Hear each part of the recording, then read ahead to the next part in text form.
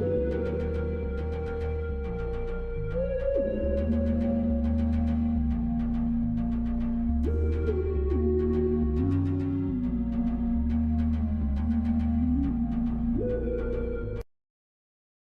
ladies and gents, boys and girls, people of all ages, sexualities, and identities, and welcome back to another Doctor Who review. And today we're moving on to Amy's Choice, one of, if not my very favourite Doctor Who episodes. Why? Because it introduces the Dream Lord.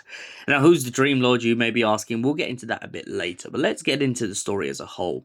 The Doctor finds himself travelling to Legworth to visit Amy and Rory, and it seems like Amy has a bun in the oven. Or to put it another way, to be blunt, she's pregnant. That's right, she's swallowed a planet, as the Doctor would say. And essentially, the pair all go off and get ready for another adventure. However, the Doctor decides to stay on Earth at the beginning of this, or at least that's what we are led to believe. Then the Doctor wakes up and realizes that him, Amy, and Rory have all had the same dream, and that doesn't make sense to him. Then suddenly the TARDIS begins to play up, and they find themselves hurtling towards an ice star. An ice star that is so cold that the TARDIS begins to freeze over.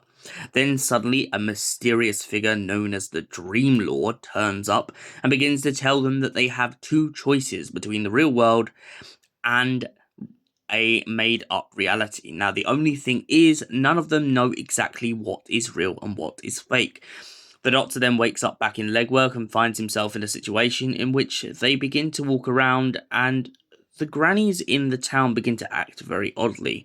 But at first the Doctor just thinks that's maybe his own imagination, and Rory points out that apparently he remembers looking after them for a very long time.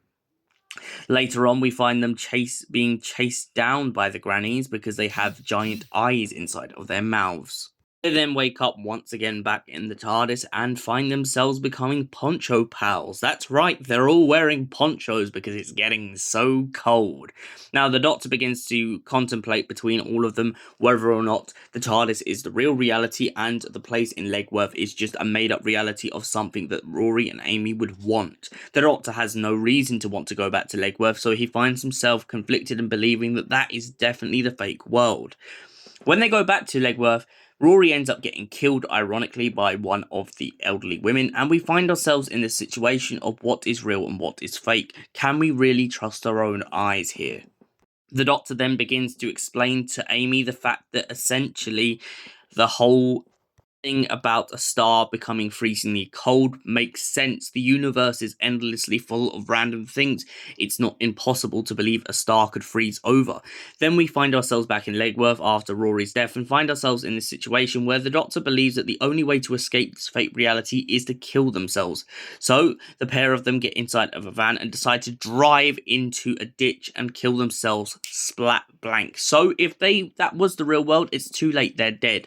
The Doctor throughout this whole story finds himself in a situation in which he begins to argue with the Dream Lord and points out that he knows exactly who he is. The Dream Lord begins to wittedly say that that is not possible, there's no way you know who I am. And by the end of the story, we do realise that it was true this whole time, that the frozen star was real and the other world was fake. The Dream Lord then vanishes after telling our characters that they were right and they made the right decision. The Doctor then explains after the fact that the TARDIS begins to heat up that the Dream Lord was in fact him the whole time, playing on all of his insecurities and also seems to be part of some sort of stardust that manages to go across the universe. The Doctor also explains that the reason they managed to beat the Dream Lord is all down to the fact that he chooses his companions very, very wisely.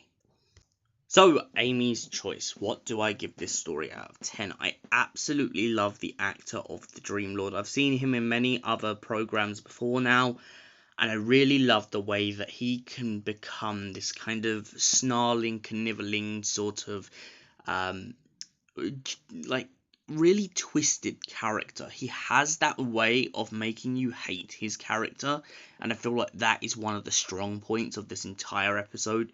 The Dream Lord, and also just the conflict of interest on who Amy really would choose. Would she choose between the Doctor or would she choose Rory?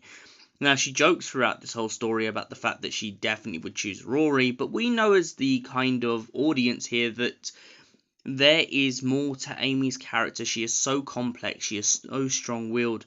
It's not unnatural to believe that she has a conflict of interest in the fact that she does feel a sort of attraction to the Doctor himself.